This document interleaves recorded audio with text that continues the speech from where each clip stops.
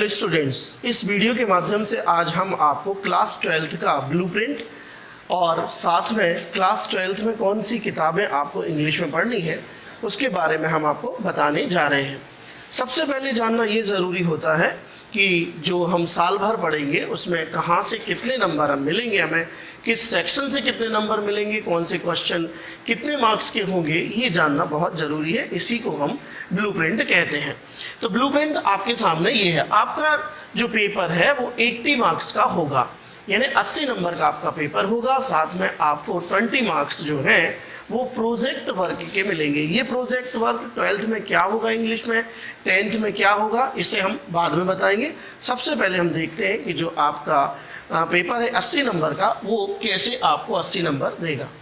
आपको जो question paper में क्वेश्चन आएंगे वो आएंगे 1 नंबर वाले, 2 नंबर वाले और 3 और 4। 1 2 3 4, यानी कोई भी क्वेश्चन 5 नंबर का आपको नहीं है। 1 नंबर के जो क्वेश्चन है वो आपको आने हैं 32 और 2 नंबर के क्वेश्चन आपको आने हैं 10, 3 नंबर के क्वेश्चन आने हैं 4 और 4 नंबर के क्वेश्चन आने हैं 4। अगर इनका आप मल्टीप्लाई करें तो ये टोटल आपको 80 नंबर इस प्रकार से दे देंगे। 1 नंबर के 32 प्रश्न ओटी या ऑब्जेक्टिव टाइप के होंगे। 2 नंबर के क्वेश्चन आपको कम शब्दों में यानी 30 या 40 शब्दों में उनके उत्तर देने होंगे। 3 नंबर वाले प्रश्न डिस्क्रिप्टिव होंगे जिसमें आपको अपना आंसर लगभग 75 शब्दों में देना होगा। 4 नंबर वाले जो प्रश्न हैं ये निबंध के, रिपोर्ट के और नोटिस इत्यादि के होंगे जिनकी शब्द सीमा आपको क्वेश्चन पेपर में दी जाएगी। तो इस तरीके से आपको 80 नंबर मिलने हैं। आप इनको नोट कर लें ताकि आपको पता रहे कि हमें 1 नंबर वाले, 2 नंबर वाले, 3 नंबर वाले, 4 नंबर वाले कितने प्रश्न लिखना है। ये अभी 12th के लिए है, 10th का हम अभी बाद में डिस्कस करेंगे। आगे चलते हैं। आगे चलने पर आपको अब देखिए 1 नंबर के जो 32 प्रश्न हैं वो कहाँ से आने हैं। 1 नंबर वाले जो 32 क्वेश्चंस हैं मतलब ऑब्जेक्टिव टाइप, वो आपको कहाँ कहाँ मिलेंगे, कहाँ कहाँ आपको पढ़ना है, वो ये रहा। नंबर फर्स्ट, आपको अनसीन पैसेज से 10 क्वेश्चन आएंगे 1-1 नंबर के ऑब्जेक्टिव टाइप के। ग्रामर के आपको 1-1 नंबर के 10 प्रश्न आएंगे। एक्सट्रैक्ट फ्रॉम प्रोज, यानी जो आपकी 2 किताबें हैं, पहली किताब का नाम आपका फ्लेमिंगो है, दूसरी किताब का नाम आपका विस्टास है। तो फ्लेमिंगो से आपको एक प्रोज का एक्सट्रैक्ट आएगा यानी पाठ का एक भाग आएगा और उन भाग में से आपको 1-1 नंबर के 5 प्रश्न पूछे जाएंगे। फिर एक एक्सट्रैक्ट आपको पोएट्री यानी कविता से आएगा और उससे आपको 3 नंबर के प्रश्न पूछे जाएंगे कि पोएट्री का नाम क्या है, पोएट का नाम क्या है और पोएट्री की लाइन में कोई एक ऐसा शब्द होगा जिसका आपको अपोजिट या एडजेक्टिव बनाने, नाउन बनाने, इस तरीके से आएगा। एक एक्सट्रैक्ट आएगा आपका सप्लीमेंट्री बुक, आपकी सप्लीमेंट्री जो बुक है जिसी को अपन सेकेंड बुक कहते हैं, जिसका नाम विस्तास है। तो विस्तास में जो पाठ है उन पाठ में से एक गद्य आएगा और उस गद्य को पढ़ने के बाद, प्रोज को पढ़ने के बाद आप 1-1 नंबर के 4 प्रश्न हल कर लेंगे। ये आपके 1 नंबर के प्रश्न हुए। अब आपकी क्यूरियोसिटी और उत्सुकता ये होगी कि सर 2 नंबर के प्रश्न कहाँ से आएंगे। तो 2 नंबर के प्रश्न आपको जो आएंगे वो है शॉर्ट आंसर टाइप क्वेश्चंस जो हैं आपको फ्लेमिंगो यानी पहली किताब से 2-2 नंबर के 5 प्रश्न आएंगे। पहली किताब आप जब पढ़ेंगे तो आपको सारे पाठ पढ़ना है और सारे पाठ में से आपको पहली किताब से 2-2 नंबर के कितने प्रश्न आना है, 5। शॉर्ट आंसर टाइप क्वेश्चंस आपको पोएट्री से आना है 3। यानी आप जो 12th में 5 पोएट्री पढ़ने जा रहे हैं जिसमें माई मदर एट 66 है, elementary school, classroom in a slum है, कीपिंग क्वाइट है, द थिंग ऑफ ब्यूटी है और आंट जेनिफर टाइगर, ये आपकी 5 कविताएं हैं। मैं भी इनके नाम बता रहा हूँ आपको और इनको कैसे याद करना है ये भी बता रहा हूँ। तो आपको पोएट्री पढ़ने से कितने नंबर मिलने हैं, 2-2 नंबर के 3 प्रश्न आएंगे यानी 6 नंबर वो मिलने हैं और एक्सट्रैक्ट आएगा तो 3 नंबर आपको वो मिलने हैं, 9। और एक बड़ा प्रश्न आएगा पोएट्री से, यानी पोएट्री पढ़ने के बाद कुल हमें 12 नंबर की उपलब्धि होगी। यदि आपको 12 नंबर सिक्योर करना है तो आप पोएट्री को अच्छे से पढ़िए। Short answer type questions from supplementary reader Vistas से 2-2 नंबर के 2 प्रश्न आपके विस्तास से आएंगे। मतलब आप विस्तास में जितने लेसन दिए सबको पढ़ोगे तो उनसे केवल 2-2 नंबर के कितने प्रश्न आएंगे, 2। ये आपके 2 नंबर के 10 प्रश्न हो गए, 5, 3, 8 और 2, 10। अब आती है बात 3 नंबर के प्रश्न कितने आएंगे। 3 नंबर की जो प्रश्नों की संख्या है वो होगी आपकी 4। 4 प्रश्न आपको आपके क्वेश्चन पेपर में ठीक 3 नंबर के मिलेंगे। वो कहाँ से होंगे? The first 2 is from long answers type questions from prose, यानी आपकी फ्लेमिंगो किताब से आएंगे 2 प्रश्न 3 नंबर के। फिर पोएट्री से आएगा एक लॉन्ग आंसर, और लॉन्ग आंसर जो पोएट्री का अभी तक बोर्ड ने दिया है वो है सेंट्रल आइडिया, यानी आप कोई भी कविता पढ़ें उसका सबसे पहले क्या पढ़ें? सेंट्रल आइडिया पढ़ें, ताकि आपके 3 नंबर सुरक्षित हो जाएं। सेंट्रल आइडिया पढ़ लेने से पूरी पोएट्री का भाव पता चल जाता है, और उसके बाद हम उस पोएट्री के किसी भी प्रश्न को बड़ी आसानी से हल कर लेते हैं।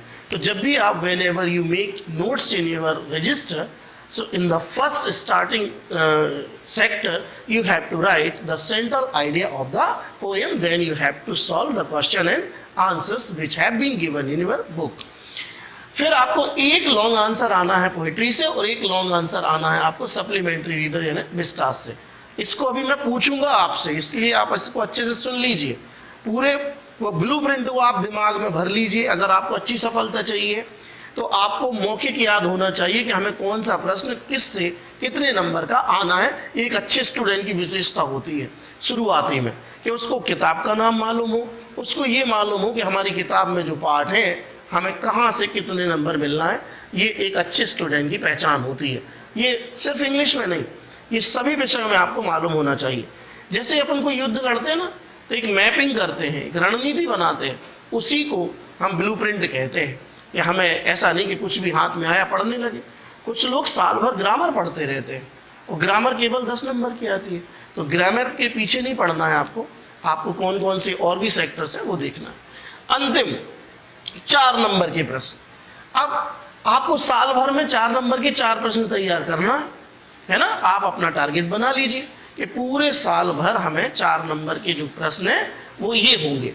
एक होगा नोट मेकिंग का, यानी आपको साल भर नोट मेकिंग करनी है। नोट मेकिंग कैसे होती है, उसके क्या लक्षण होते हैं, क्या फीचर्स होते हैं, नोट कैसे बनाते हैं, ये हम आपको बताएंगे। एक आएगा आपको फॉर्मल या इनफॉर्मल लेटर, यानी जिसे आप एप्लीकेशन और लेटर कहते हैं, वही फॉर्मल और इनफॉर्मल लेटर कहलाता है। जो प्रिंसिपल को, कलेक्टर को, सेक्रेटरी को और अपने रिलेटिव्स को लिखते हैं, इनको मिलाकर के फॉर्मल और इनफॉर्मल लेटर्स कहते हैं। तो ये एक 4 नंबर का ये आएगा आपको। ये ऑप्शनल रहेंगे, यानी आपको 2 दिए जाएंगे, आपको एक करना है।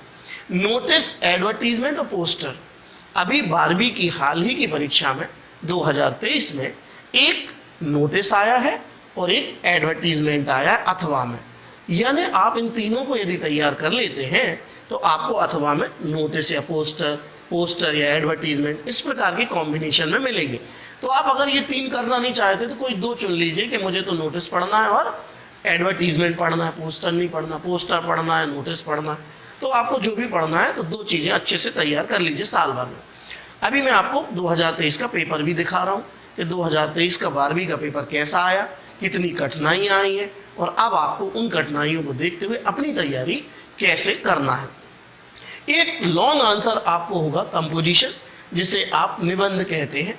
तो निबंध के रूप में तो नहीं, आर्टिकल, रिपोर्ट, स्पीच और डिबेट या पैराग्राफ के रूप में अब आता है। इस साल जो आया है 2023 में वंडर ऑफ साइंस नहीं है, ठीक है। यहाँ पर आपको दिया गया है एक टॉपिक, एक टाइटल, जिसमें लिखा है कि क्या 3 भाषाएं विद्यालय में या स्कूल में ज़रूरी है। इस पर 2023 में लिखने आया है, ठीक है। Why the 3 languages are necessary in school. और दूसरा आया है टाइटल सेविंग द अर्थ पर। कोई वंडर ऑफ साइंस, कोई गेम्स एंड स्पोर्ट, कोई अनएम्प्लॉयमेंट प्रॉब्लम, कोई पॉल्यूशन प्रॉब्लम, कोई माई हॉबी, कोई ग्रेट लीडर का निबंध इस साल की परीक्षा में नहीं है। तो आपको साल भर क्या करना है, अपनी राइटिंग को मजबूत करना है, ताकि कोई भी टाइटल या टॉपिक आ जाए तो आप उस पर अपने विचार लिख सकें और कितने नंबर प्राप्त कर सकें, 4। नहीं तो ये 4 नंबर लेना आपके लिए तकलीफ दे हो जाएगा। तो ये समझ गए आप लोग। चलिए अब आती है बात पोएट्रीज की।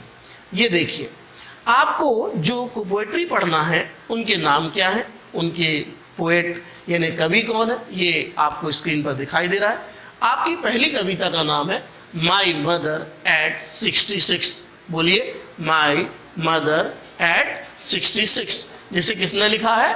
कमला दास ने लिखा है। मैंने यहाँ पर कमला दास जी का एक फोटो भी लगाया है ताकि आप पोएट को भी देख सके, और फिर इसके बाद इस कविता को पढ़ेंगे तो आपको उनकी भावनाएं और उनकी कल्पनाएं, माँ के प्रति समर्पण क्या है, ये आपको अच्छे से समझ में आएगा। क्या पहली कविता का नाम याद हो गया? क्या नाम है? My mother at 66। My mother at 66 किसने लिखा है? कमला दास ने। किसने लिखा है? कमला दास ने। दूसरी कविता का नाम है आपका an elementary school classroom in a slum. An elementary school classroom, एक स्कूल का क्लासरूम बताया गया है। स्लम मतलब होता है झुग्गी झोपड़ी। स्लम का अर्थ होता है ऐसा क्षेत्र जहाँ पर छोटे लोग रहते हैं, झोपड़ियाँ बनाकर रहते हैं, ऐसे एरिए को स्लम कहते हैं जहाँ मजदूर वर्ग रहता है। वहाँ एक स्कूल का वर्णन किया गया है। किसके द्वारा ये किया गया है? ठीक है, स्टीफन स्पेंडर के द्वारा। एक पोएट है स्टीफन स्पेंडर, उन्होंने कविता लिखी है an elementary school classroom in a slum. ये आप देख रहे क्रॉस लगा है। ये क्रॉस इसलिए लगा है क्योंकि एमपी बोर्ड ने इस कविता को इस साल अभी मतलब 2022-23 में इसको रिमूव किया है, इसको डिडक्ट किया है कि इसको नहीं पढ़ना है, इसको कम किया गया है। लेकिन अभी फिर आएगा 2023-24 के लिए, क्या ये कविता फिर से जुड़ गई? तो हमें कविताओं के नाम तो याद रहना चाहिए, भले इसका डिडक्शन बाद में हो जाए तो अपन अलग कर लेंगे, लेकिन फिलहाल आप याद रखिए कौन सी कविता है? An elementary school classroom in a slum. किसने लिखा है? स्टीफन स्पेंडर ने। नंबर तीसरा, ये स्टीफन स्पेंडर का फोटो लगाया मैंने। नंबर तीसरी कविता का नाम है कीपिंग क्वाइट। कीपिंग यानी रखना और क्वाइट यानी होता है शांति। शांति रखना। अब ये कैसी शांति रखी गई है? ये पैब्लो नेरुदा साहब ने, इनके कवि जो हैं इस कविता के, ये है पैब्लो नेरुदा। पैब्लो नेरुदा साहब ने कैसे बताया है कि कीपिंग क्वाइट को कैसे क्या करेंगे, हम 12 तक गिनेंगे और शांत रहेंगे। ये सब जब आप कविता में पहुंचेंगे तो आपको पता चलेगा कि कीपिंग क्वाइट का मतलब क्या है। किसने लिखा है इसको? Pablo Neruda. Pablo Neruda. आपकी चौथी कविता का जो नाम है वो है अ थिंग ऑफ ब्यूटी। बहुत ही प्रसिद्ध कविता है। जॉन कीट्स जो अंग्रेजी साहित्य में एक बहुत प्रसिद्ध कवि के रूप में जाने जाते हैं, उन्होंने कविता लिखी अ थिंग ऑफ ब्यूटी। और अ थिंग ऑफ ब्यूटी को लिखने वाले हैं जॉन कीट्स। जॉन कीट्स को देख लीजिए, ये जॉन कीट्स है। क्लियर है? तो जॉन कीट्स साहब ने लिखा है अ थिंग ऑफ ब्यूटी। बहुत ही पॉपुलर कविता है। एमपी बोर्ड ज़्यादातर प्रश्न और सेंट्रल आइडिया इसी कविता के देना पसंद करता है। हालांकि हमें सारी सप्ली जो हमारी कविताएं हैं उनको याद करना है, लेकिन इस पर ज़्यादा ध्यान देना है। कविता का नाम क्या है? A thing of beauty. किसने लिखा है? जॉन कीट्स ने। क्लियर हुआ? आपकी अंतिम कविता, ये 5 कविता आपकी किताब में समाहित है, जिसमें से आपको 4 पढ़ने के लिए दी गई है, एक को रिमूव किया गया है 22-23 के लिए। अर्थ हो सकता है 23-24 में वो कहें कि अब इसको भी पढ़िए, तो आपको याद 5 ही रखनी है। क्लियर है? तो 5वीं कविता है aunt Jennifer tigers. Aunt Jennifer's tiger, एक आंटी है जिनका नाम जेनिफर है और उनके टाइगर्स क्या है ये हम उसमें पढ़ेंगे कविता में कि आंट जेनिफर टाइगर में। ठीक, एड्रिन रिच इसकी कवित्री कौन है? Adrian rich. एड्रिन रिच ने आंट जेनिफर्स टाइगर्स लिखी है। इसमें कविता में क्या है ये अपन कविता में पहुंचकर याद करेंगे। क्लियर है? तो ये 5 कविताएं आपको पढ़ने के लिए इस साल हैं, जिसमें से आपको 4 पढ़ना है। अब देखिए इसको याद करने का तरीका क्या है, आपको कैसे याद रहेंगे। क्या अभी आप थोड़ा क्लासरूम के बाहर जाएंगे, खेलेंगे, घर जाएंगे, दाल चावल खाएंगे और सब भूल जाएंगे सुबह दूसरे दिन। इसको याद रखने के लिए एक छोटी सी मेरी कहानी सी याद रखना, आपको याद रखना। देखिए आपकी लास्ट कविता का नाम क्या है? Aunt Jennifer's tiger. Aunt Jennifer's tiger यानी आंटी जो है जिनका नाम क्या है? जेनिफर्स। तो लोग कुत्ते पालते हैं, उनने क्या पाले थे? टाइगर्स, है ना? तो आंट जेनिफर्स के टाइगर्स। और ये टाइगर्स इतने सुंदर थे ठीक कि पूरे मोहल्ले में, पूरे उधर जो कॉलोनी में उनका जो घर था वो एक क्या था? अ थिंग ऑफ ब्यूटी, मतलब एक सुंदरता दिखती थी। कुत्ते पले तो ठीक है, अब टाइगर्स ही पले हैं। और आंट जेनिफर का घर तो महल जैसा था। तो ये क्या था? एक अ थिंग ऑफ ब्यूटी। अब चूंकि आंट जेनिफर के घर में क्या बंधे हुए थे? टाइगर। तो सब लोग क्या रखते थे? कीपिंग क्वाइट, शांति रखते थे कि भैया हल्ला किया और इनने टाइगर छोड़ा। तो टाइगर फिर क्या करेगा? शिकार करके आएगा, काट कर नहीं आएगा। कुत्ता काट कर वापस आता है और टाइगर तो खात्मा करके वापस आएगा। तो क्या रखा सबने? Keeping quiet. अब यहाँ पर कीपिंग क्वाइट के बाद जो मोहल्ले में आंट जेनिफर के था एक स्कूल था और उस स्कूल का नाम था एन एलिमेंट्री स्कूल क्लासरूम, जो कहाँ था? एक झुग्गी झोपड़ी में था। तो आंट जेनिफर के घर के सामने एक झोपड़ी में लोग मजदूर रहते थे, वहाँ एक स्कूल खुला था, है ना। और अपनी पहली कविता का नाम है माई मदर एट 66। और ये सब देखते हुए मेरी माँ कितने साल की हो गई? 60 साल की हो गई। इन सबको देखते हुए, किसको? आंट जेनिफर के टाइगर को देखते हुए, वहाँ की शांति को देखते हुए, वहाँ की ब्यूटी को देखते हुए और वहाँ के क्लासरूम को देखते हुए। इसमें एक कविता और है, आ रोड साइड स्टैंड, है ना। आपकी किताब में कितनी कविताएं? 6। आ रोड साइड स्टैंड यहाँ पर मैंने शामिल नहीं की है। और आप एक कविता का नाम लिख लेंगे अलग से, आ रोड साइड स्टैंड, जिसे रॉबर्ट फ्रॉस्ट ने लिखा है। इसे आप अलग से लिख लीजिए, आ रोड साइड स्टैंड। आ रोड साइड स्टैंड, जिसे किसने लिखा है? जिसे लिखा है रॉबर्ट फ्रॉस्ट ने। तो ये कुल 6 कविताएं हैं और 6 कविताओं में से एक का रिमूवल किया गया, 5 आपको पढ़ने के लिए दी गई है। क्लियर है? ये रहा आपका पोएट्री का सेक्शन। आप इसका स्क्रीनशॉट ले सकते हैं और स्क्रीनशॉट लेकर के आप इन कविताओं के नाम याद कर सकते हैं। किसी को याद हो गए हो तो यहाँ आकर मुझे सुनाए, तो मैं वीडियो में भी आपको वहाँ पर विजुलाइज आप वहाँ दिखाई देंगे वीडियो में। किसी को याद हो गए मैं फिर से बताता हूँ, ठीक है। पहली कविता का नाम है माई मदर एट 66। दूसरी कविता का नाम है an elementary school classroom in a slum. तीसरी कविता का नाम है आपका कीपिंग क्वाइट। चौथी कविता का नाम है अ थिंग ऑफ ब्यूटी। और 5वीं कविता का नाम है आंट जेनिफर्स टाइगर। और एक कविता जो इसमें रह गई है, मैं लिख नहीं पाया, सॉरी, जिसका नाम है आ रोड साइड स्टैंड, जो किसने लिखी है? रॉबर्ट फ्रॉस्ट ने। क्लियर है? ये कविताएं आपको पढ़ना है, इतनी तैयारी आप करिए।